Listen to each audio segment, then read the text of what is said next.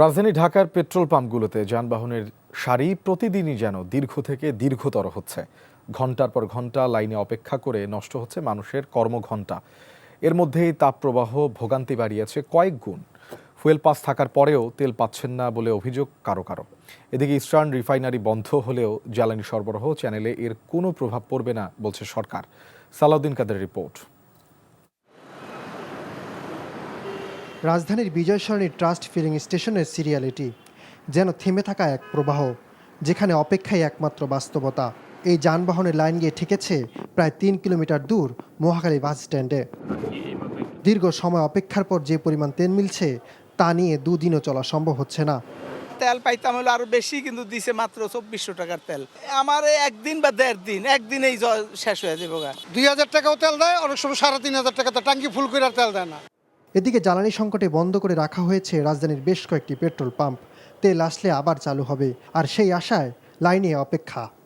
তীব্র রোদে ছায়ায় বসে আড্ডা, মোবাইল স্ক্রলিং, কেউ তো আবার ক্লান্ত হয়ে মোটরবাইকের উপর ঘুমিয়ে পড়েছেন।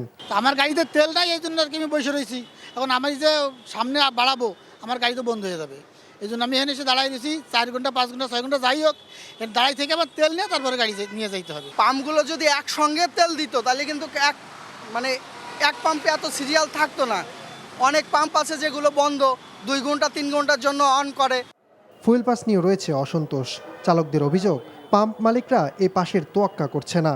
তবে এসব অভিযোগ অস্বীকার করে পাম্প কর্তৃপক্ষ বলছে তারা নির্ধারিত নিয়ম মেনেই জ্বালানি সরবরাহ করছেন। ফুয়েল পাসের লিমিট আছে হচ্ছে আমি একদিনে 12 লিটার নিতে পারবো, মাসে 60 লিটার। বাট আমি যেহেতু একবারও নিয়ে নিই ফুয়েল পাস দিয়ে, তো আমি 12 লিটার নিতে পারবো। পরে ওনারা বলছে যে এইসব ফুয়েল পাসের দাম নাই, এগুলো নিয়ে আপনারা বাসায় বসে থাকেন। যাদের কাছে ফুয়েল পাস আছে তাদেরকে আমরা ওই লিমিট অনুযায়ী তেল দিচ্ছি। ফুয়েল পাসে তো একটা লিমিট দেওয়া থাকে, ওই লিমিট অনুযায়ী তেল দেওয়ার ব্যবস্থা করছি।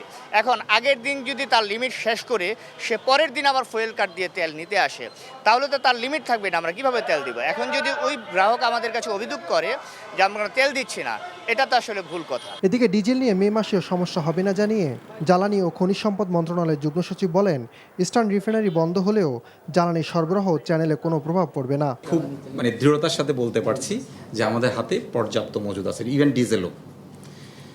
তো হয়তো আশা করা যায় যুদ্ধ আগামী সপ্তাহ নাগাদ নতুন মোড় নিলেও নিতে পারে, সেক্ষেত্রে তো ভিন্ন বক্তব্য নিয়ে আপনাদের সামনে আসবো। কিন্তু এই মুহূর্তে আমি বলছি যে পর্যাপ্ত মজুদ আছে। তো ঢাকা শহরে যেটা হয়েছে, আমি শুরু থেকেই বলছি যে আমরা বোধহয় বোঝাতে পারছি না যে প্যানিক বাইংয়ের প্রয়োজন নাই, মজুদের প্রয়োজন নাই। রাজধানীর তেলের সংকট কী কারণে হচ্ছে সেটি গবেষণার দাবি রাখে বলে মন্তব্য করেন জ্বালানি ও খনিজ সম্পদ মন্ত্রণালয়ের যুগ্ম সচিব। সালাউদ্দিন কাদের, এনটিভি নিউজ, ঢাকা।